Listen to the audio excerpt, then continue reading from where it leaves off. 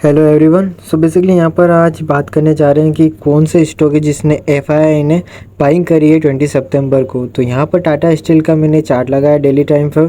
तो यहाँ पर देखो कि टाटा स्टील का चार्ट कंटिन्यूसली नीचे आ रहा था और अब कंसोलिडेशन कर रहा है, जो कि ये एक रेजिस्टेंस फेस कर रहा है अप्रॉक्स 158 के। और यहाँ पर इसका एक सपोर्ट जोन भी है, जो कि आप देखोगे कहीं ना कहीं यहाँ पर आपको ये देखने को मिलेगा 148 के अप्रोक्स। तो यहाँ पर मैं एक जोन ड्रॉ कर देता हूँ 148 के आसपास। तो यहाँ पर ये 148 का ये एक सपोर्ट जोन है और ये रेजिस्टेंस जोन है। तो यहाँ पर अगर रेजिस्टेंस को तोड़ता है तो यहाँ टारगेट 169 निकल के आता है। उसके बाद ये 178 और ये 184 के अप्रोक्स है, यहाँ पे टारगेट आपको देखने को मिल सकते हैं। अगर ऐसा नहीं होता है तो अगर ब्रेकडाउन करता है तो 140 के यहाँ पर एक सपोर्ट जोन देखने को मिलेगा। तो यहाँ पर अब बात करेंगे आईसीआईसीआई बैंक की। तो यहाँ पर मैं ये आईसीआईसीआई बैंक का चार्ट ओपन कर लेता हूँ। ये भी डेली टाइम फ्रेम पे मैंने चार्ट ओपन कर लिया है। तो यहाँ पर आप देखोगे तो ये एक रेजिस्टेंस था 1258 का। तो यहाँ पर आप देखोगे कि किस तरह से यहाँ पर इसने एक अपने रेजिस्टेंस को तोड़ा।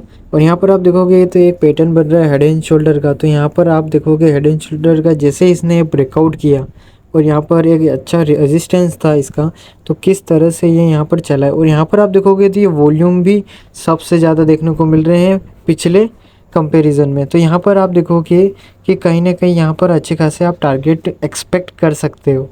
तो यहाँ पर टारगेट एक्सपेक्ट करने के लिए मैं सबसे पहले यहाँ फेब रिट्रेसमेंट का यहाँ पे यूज़ करूँगा। तो यहाँ पर आप देखोगे कि किस तरह से यहाँ पर टारगेट निकल के आया। मैंने हाई स्विंग से लो स्विंग को ड्रॉ किया है तो निकल के आ रहा है टारगेट 1400 के अप्रोक्स।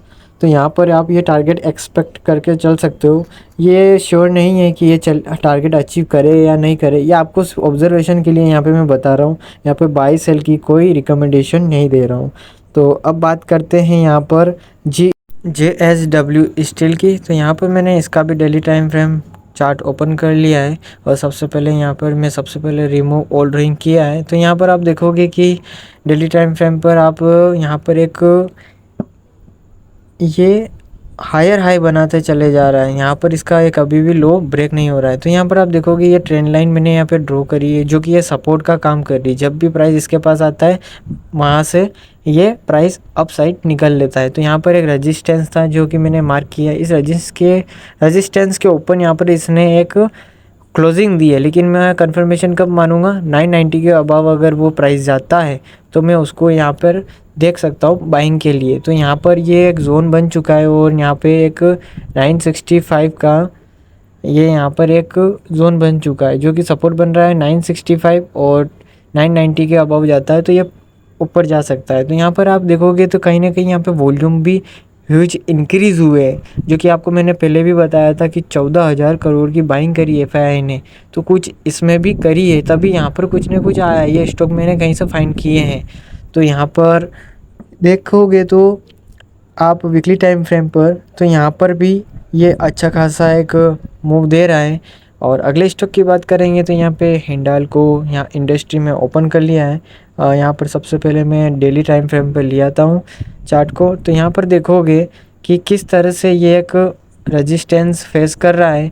यहाँ पर ये अभी तक ये अपने ब्रेकआउट नहीं दिया है। यहाँ पर मैं आपको इसलिए बता रहा हूँ कि अभी भी एक अपॉर्चुनिटी बन सकती है, उसको मैंने पहले ही ऑब्ज़र्व करने की कोशिश की है। तो यहाँ पर देखोगे तो ये सपोर्ट निकल के आ रहा है 610 रुपीज़ के अप्रोक्स, जो कि ये एक सपोर्ट जोन है। जब भी मार्केट इसके पास आता है इस प्राइस पे तो वहाँ से ये बाउंस बैक देता है।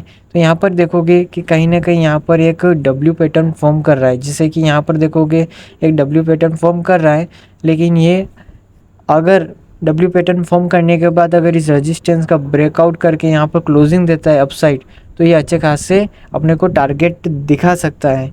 और यहाँ पर आप देखोगे तो ये ट्रेंड लाइन भी अच्छी है, जो कि इसका सपोर्ट का काम कर रही है। तो यहाँ सबसे पहले मैं आप देखोगे तो यहाँ पर कहीं ना कहीं एक रेजिस्टेंस फेस कर रहा है, जो कि अप्रोक्स 715 का निकल के आ रहा है ये।